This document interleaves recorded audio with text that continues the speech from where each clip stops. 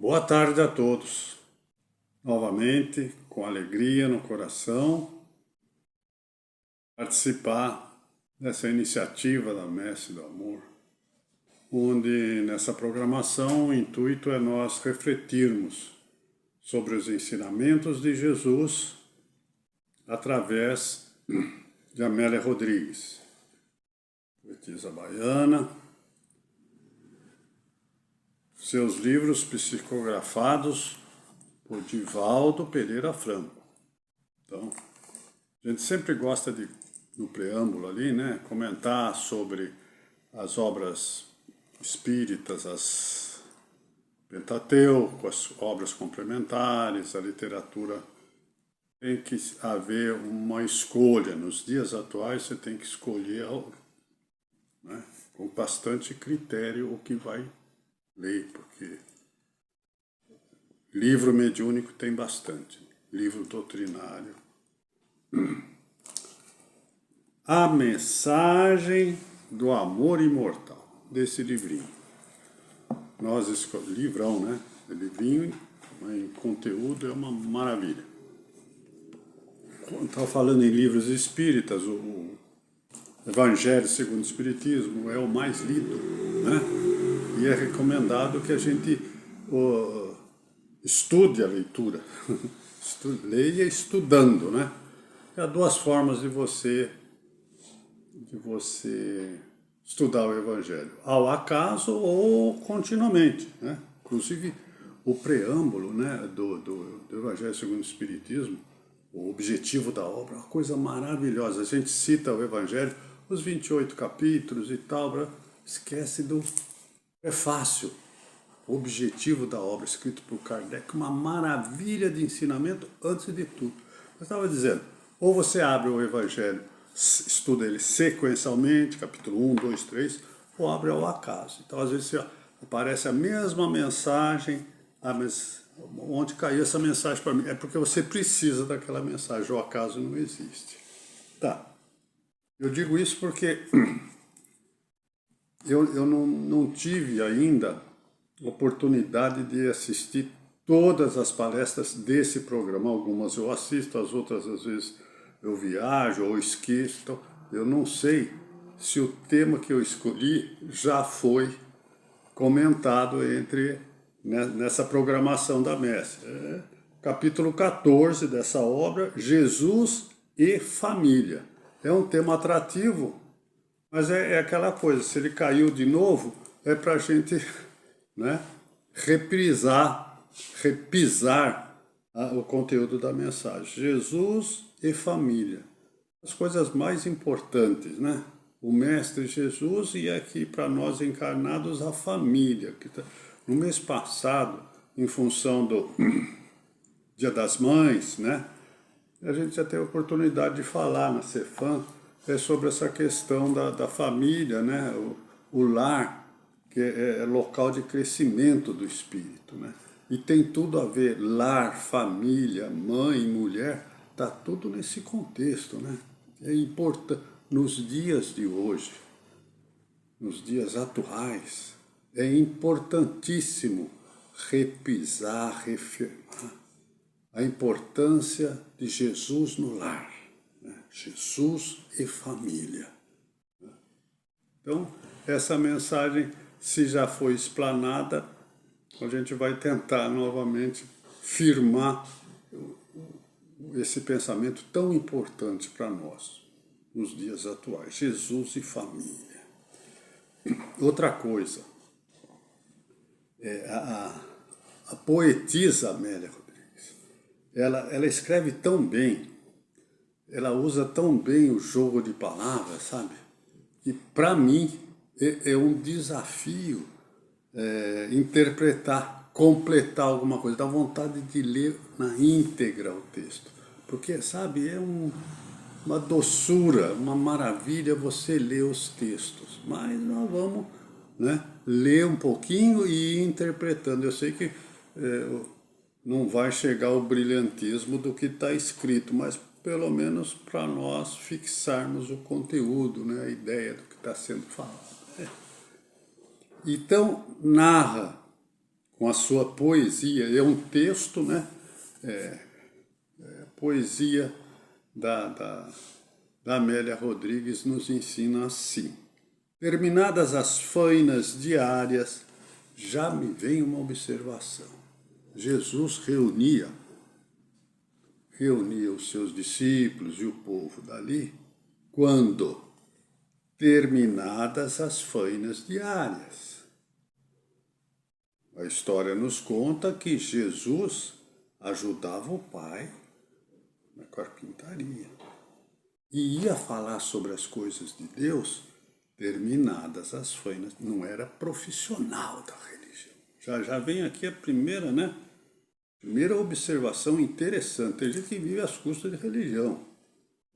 Representante, aqui não. Terminadas as fainas. Terminou de trabalhar, cair da tarde, Jesus se reunia na praia, de Cafarnaum, cidade bonita, tal, se reunia na cidade de Cafarnaum, a encantadora cidade às margens do Tiberíades.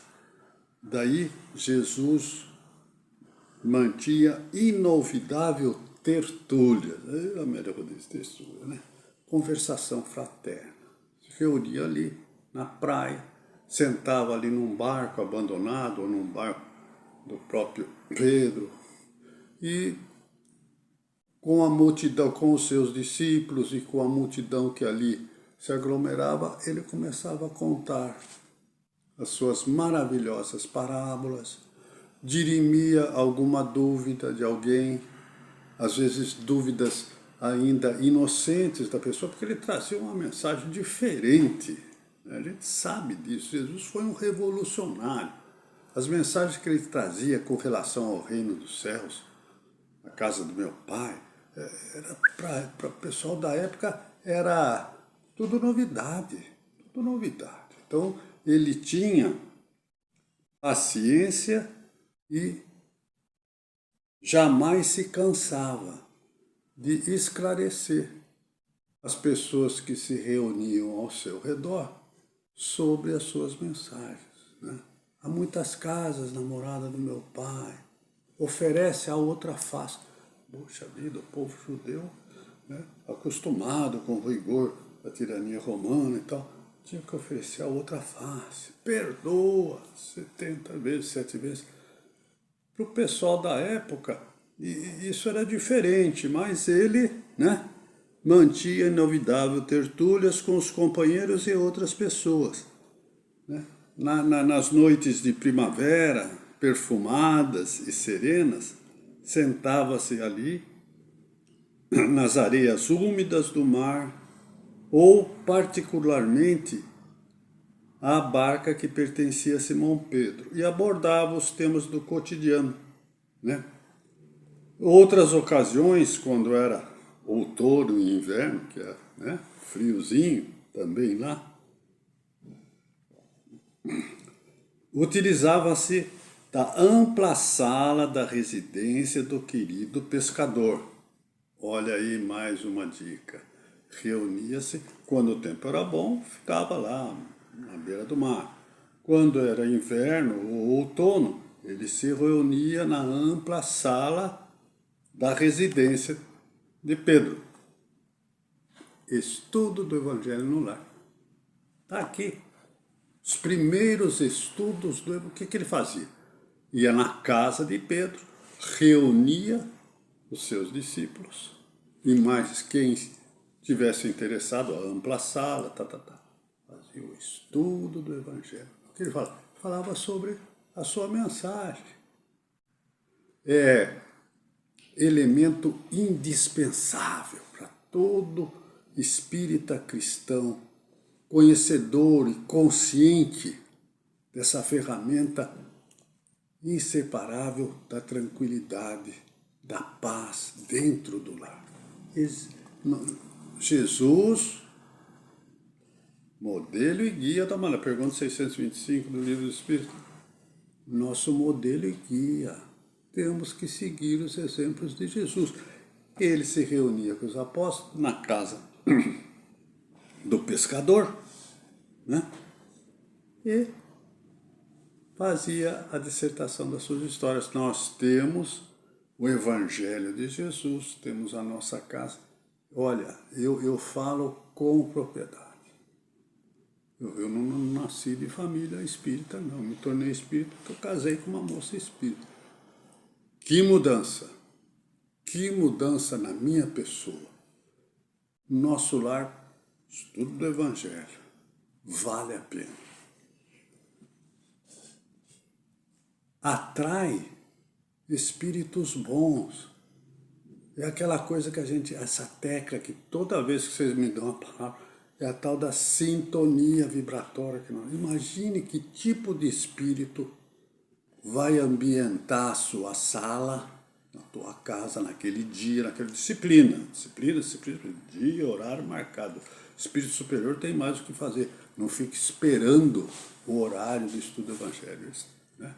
Se você marca domingo às 7 horas da noite, eles vêm domingo às 7 horas da noite. Higienizam, afastam influenciações, né? Qualquer coisa de pesado que tenha acontecido durante a semana, naquele instante. Com a prece sincera, não tem nada de ritual, nada disso. Um copo d'água, o Evangelho, uma leitura complementar, discutir fatos do dia à luz da doutrina espírita. Faz muito bem, né? Faz muito bem. E está aqui o exemplo. Jesus se reunia na casa de Simão Pedro há mais de 2000 anos, fazendo estudo do Evangelho no lar. Né?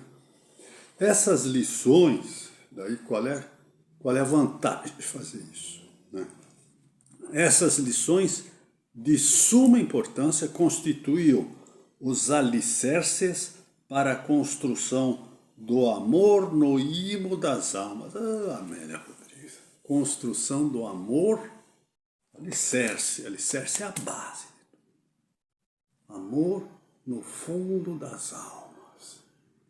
Sente paz, sente serenidade. Afasta tudo. Para discutir, não é, bem como oferecer segurança no comportamento quando surgirem situações inabituais, quase sempre geradoras de perturbação. Situação inabituais. Parece que está falando nos dias de hoje. Olhar em redor aí, meu Deus, o que está acontecendo com esse mundo, né? O que a gente vai fazer? Estuda o Evangelho. Porque essas situações inabituais geram perturbação. No mesmo raciocínio de sintonia vibratória, perturbação atrai o quê? Espírito perturbado. A gente esquece do olhar, vigiar e orar, né? Que tem que ser sempre alerta, sempre vigilante. A gente cai em perturbação. Né? Os discípulos eram curiosos, necessitando de orientação, e o celeste amigo sempre os conduzia serenamente ao equilíbrio e à sabedoria. Você estuda o Evangelho em casa, você adquire sabedoria através dos ensinamentos. E equilíbrio. Quem não quer isso nos dias atuais, meu? Além de se aprender as realidades da vida espiritual, você adquire equilíbrio para enfrentar tudo que vier. Jesus nunca se cansou, né, de pacientemente orientar, né? As pessoas vinham com os probleminhas deles, ele explicava a razão de cada um desses problemas, com paciência ouvia todos, né? Demonstrando inesgotável paciência, né? Que era característica da personalidade extraordinária de Jesus. Olha só, a primeira lição, né, da mensagem: estudar o Evangelho em casa. Numa dessas ocasiões, depois que ele fez a pregação lá, ao entardecer, o pessoal se dispersou, né? E o povo voltou para os seus lares. Ele se acercou do velho barco, seguido pelos seus discípulos, e sentou para conversar daí entre eles ali, né? O povão foi embora e ele ficou com os discípulos ali. Amélia Rodrigues, a natureza respirava perfumes suaves, carreados nos braços dos ventos brandos. Pairavam nas mentes e nos corações ansiedades feitas de alegrias e expectativas. João, o discípulo amado, acercou-se então com serenidade de Jesus e o interrogou.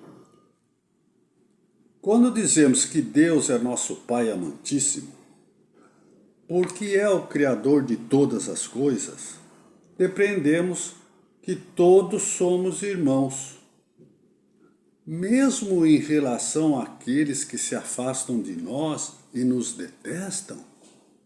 Questão da Irmandade Celeste, Irmandade Universal.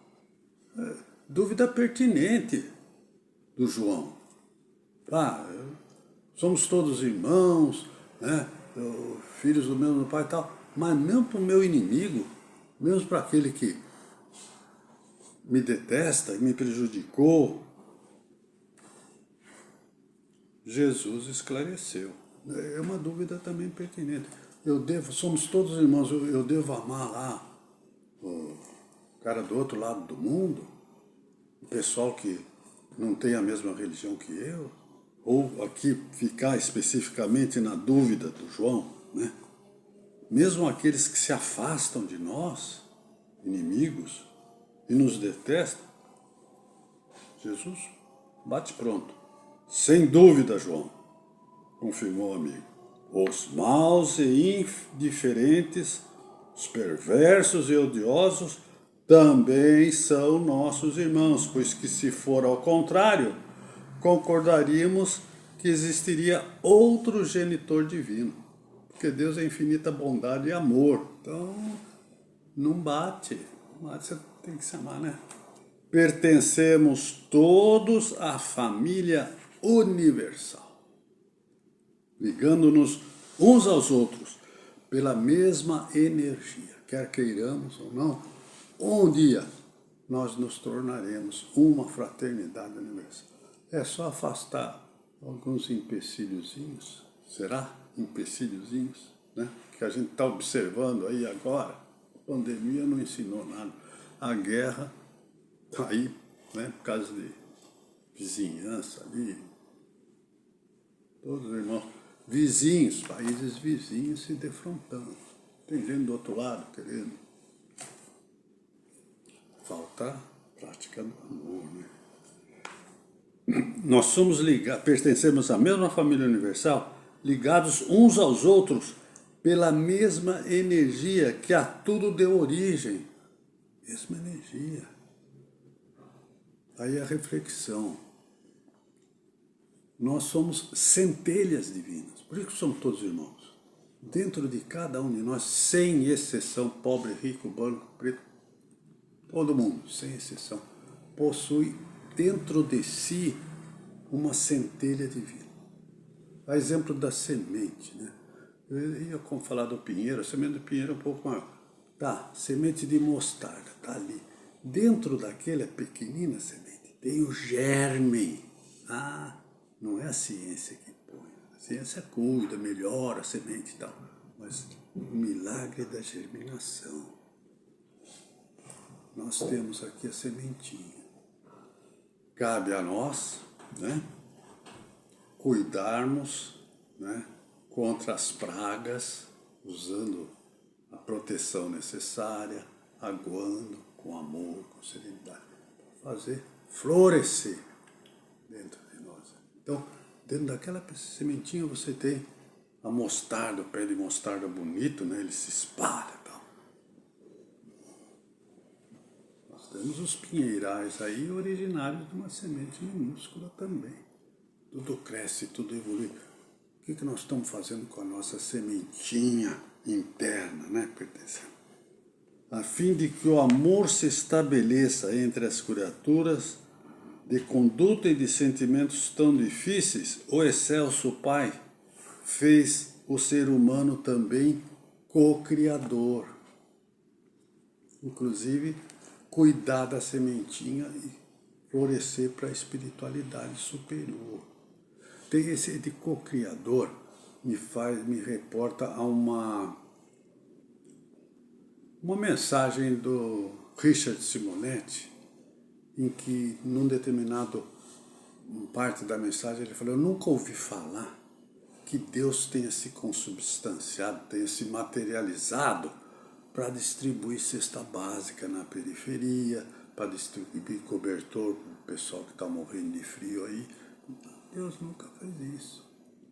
Ele nos determina como co-criador, partícipes. Ele atende as pessoas através das pessoas. Conhecimento disso é enorme responsabilidade. Nossa, hein? Enorme. Nós estamos sabendo que somos os instrumentos de Deus para o próximo mais próximo, próximo mais distante, sei lá, para atender a todo mundo. Deus utiliza-se de nós. Nós, espíritas, estamos sabendo disso já. Aqui apenas está se reafirmando isso. O co-criador contribuindo com ele para o crescimento de cada um através da união conjugal. Aí chega a questão da família de novo. Se constitui a família através da união conjugal, da qual surge a família consanguínea, que é o pródomo da família universal, que é o vestíbulo, é o anterior à família universal. Começa em casa. É aquela história, de novo, estuda o evangelho, melhora o ambiente da sua casa.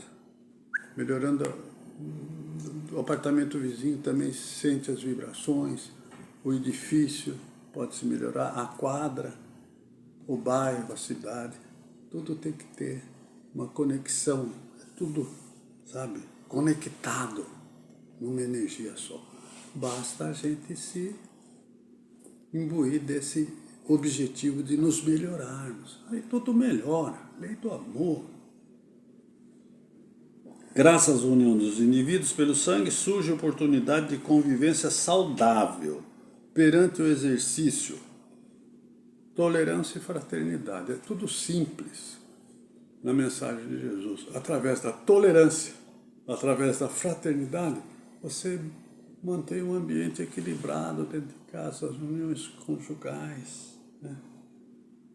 Assim, a família biológica é a célula inicial do organismo geral, onde todos se movimentam.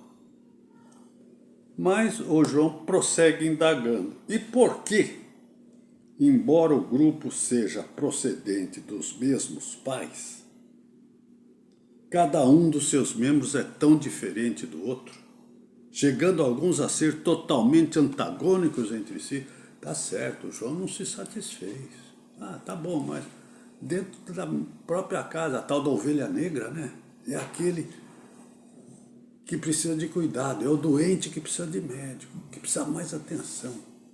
Eu não lembro bem onde eu li, tá já o tico até estou meio falhando, onde uma mãe que tem o filho sem braços e sem pernas agradece a Deus.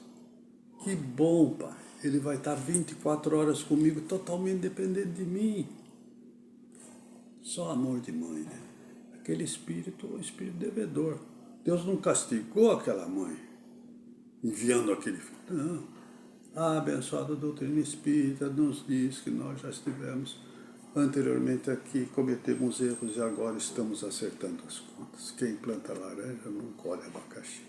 A cada um segundo suas obras.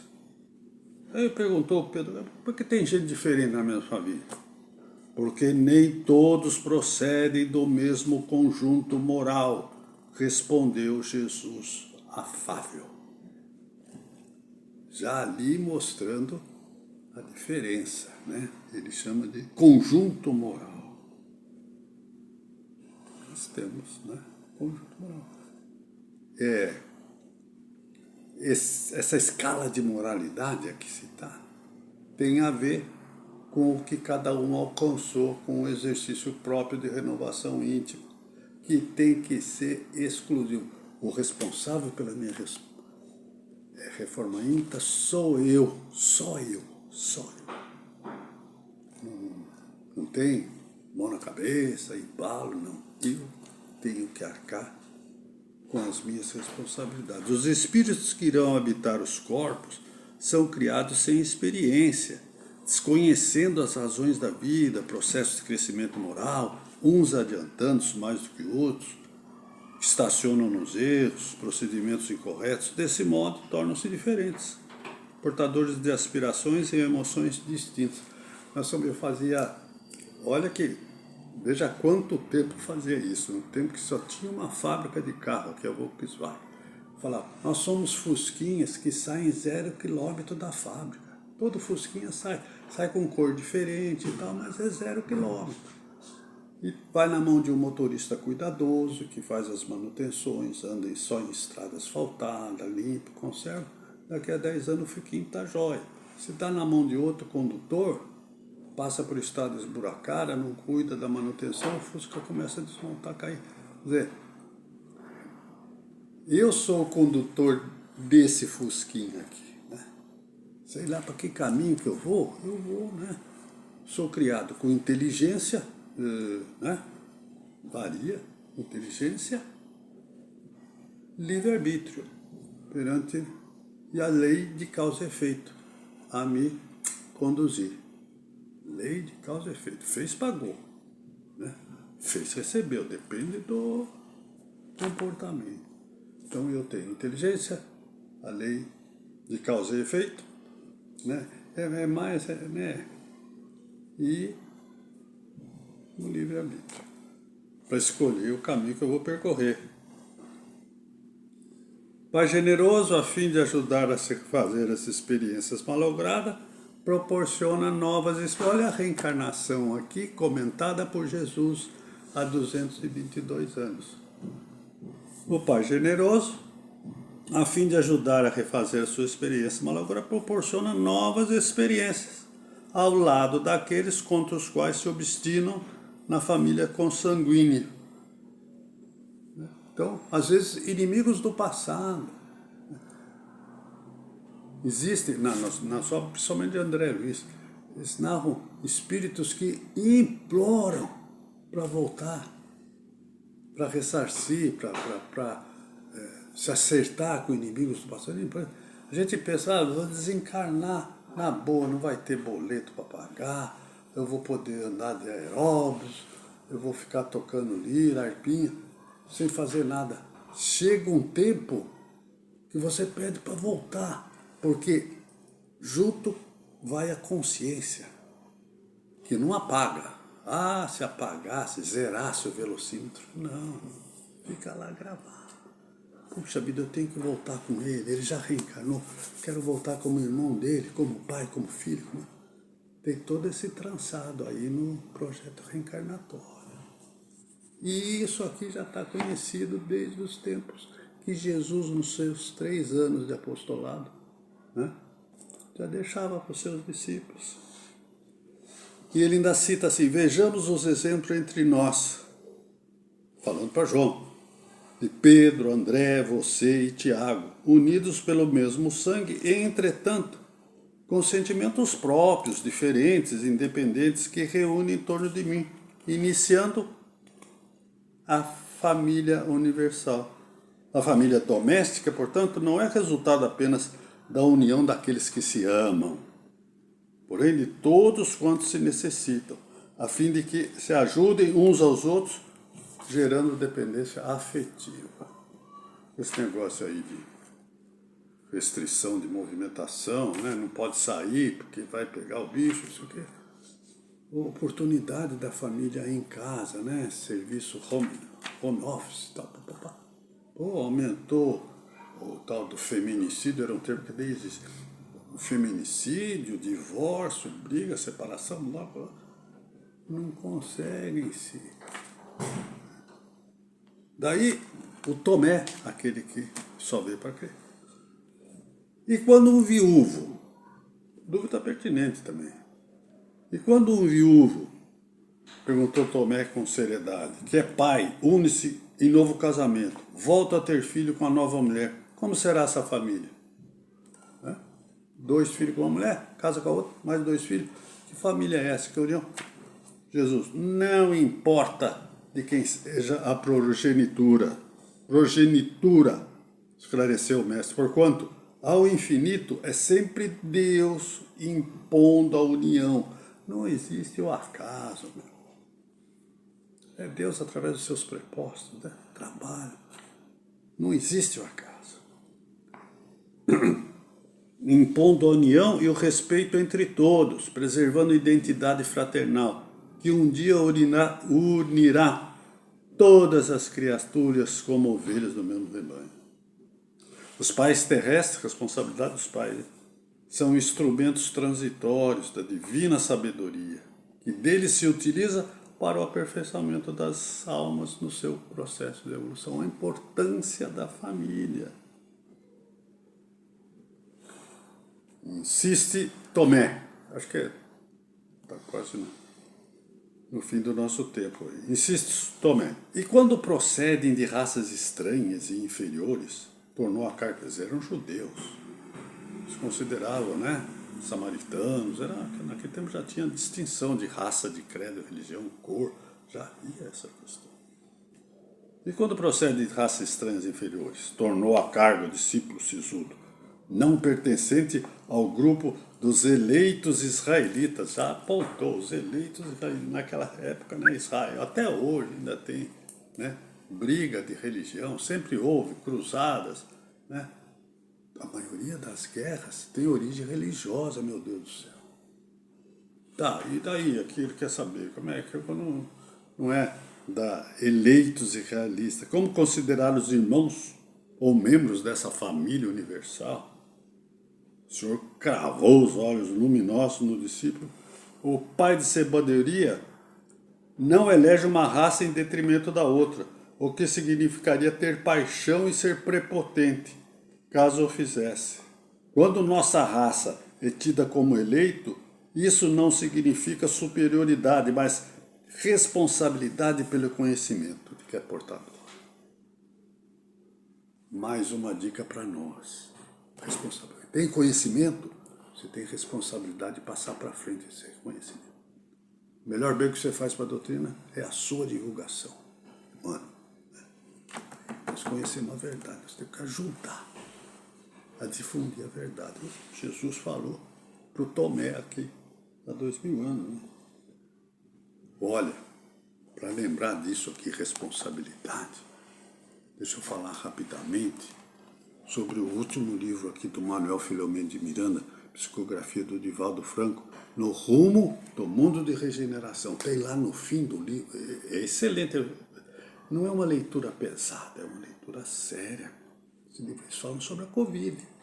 Essa turma que ganhou dinheiro com respirador, hospital de campanha, fala ali, políticos, cita políticos, eles vinham para ler ali, centrado, fala da Covid, inclusive. Será que foi manipulado esse bichinho aí em laboratório? Tem um espírito Spinelli, um espírita do Rio Grande do Sul, pertencia à Federação Espírita do Rio Grande do Sul. Ele, numa parte do livro, ele nos alerta que no século XIX e XX, a doutrina espírita passou pelo período de apresentação e divulgação. Batida na parede, mesa girante, né? Kardec observa tudo aquilo e reúne no Pentateuco. Teve o seu período, como ele cita aqui, de apresentação. O que está acontecendo isso? Que a mesa fala, não fala, a parede, batida, tal. Apresentação e divulgação. Século XX, divulgação. Aí, literatura. Agora, nos alerta Spinelli. Agora é a época da vivência, que é o que falta. Teoria está bonito, palestra, papo. Agora é viver o que aprender. E passar, através da vivência, experiência, para os outros o que viveram. No rumo do mundo em regeneração. Convém investir um tempinho para ler esse livro. Então, quando a raça é tida como eleita, isso, né? Conhecer a verdade tem que me libertar. minha responsabilidade em vivenciar o que eu estou falando. Que eu, né? No dia a dia, vai no centro, toma passe, assiste palestra, faz parte de grupo de estudo, viva isso. Na tua casa, no teu trabalho, no teu clube, na tua casa espírita, vivência. Agora é a hora de vivência. Nesse livro fala-se que existem entidades organizadas em eliminar a figura de Jesus da Terra, está aí, né? Teorias materialistas, não é sensualidade, sexualidade exacerbada, né? Tem que se cuidar.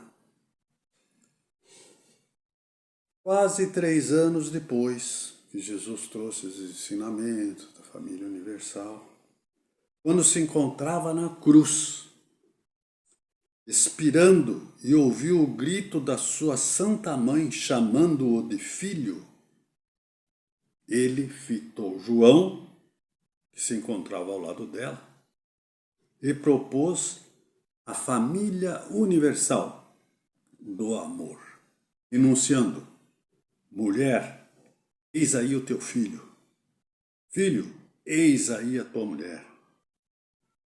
Rompiam-se naquele momento os laços da família biológica para ampliar-se os sentimentos de união na família universal. Não casei, não tenho filho. Bem, adota um filho. Adoção. Olha, é a diferença de ferro e ouro, viu? Ferro vale menos que o ouro, porque o ferro está na superfície, o ouro você tem que cavar. Você acolher o fruto de um outro ventre no teu coração, meu, isso aí vale, olha, bônus horas ali, a sua conta vai, ó. Porque mas não é esperar, a gente vê umas reportagens aí, o pessoal tem muita procura, tem mais gente querendo adotar do que gente a ser adotado, mas porque eles querem o bebezinho jonço, assim, coradinho, olhinhos azuis e tal.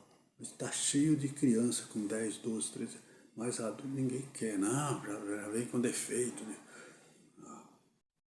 Então não tem desculpa, né, para a gente abraçar a família universal. Eu agradeço a paciência de vocês, me desculpe aí alguma repetição do que já foi falado, eu não sei se esse tema já foi falado, mas eu agradeço a atenção, agradeço a oportunidade, né? Rogando a Deus e a Jesus que continuemos unidos pelo coração nessa maravilhosa doutrina. Agradecer todo dia ter tido contato com a doutrina espírita, que nos une e nos faz, né, irmãos verdadeiramente, a fraternidade que nos une nessa família espírita da Messe de Amor. Muito obrigado, uma boa noite, aliás, desculpe, uma boa tarde e muita paz, amigos.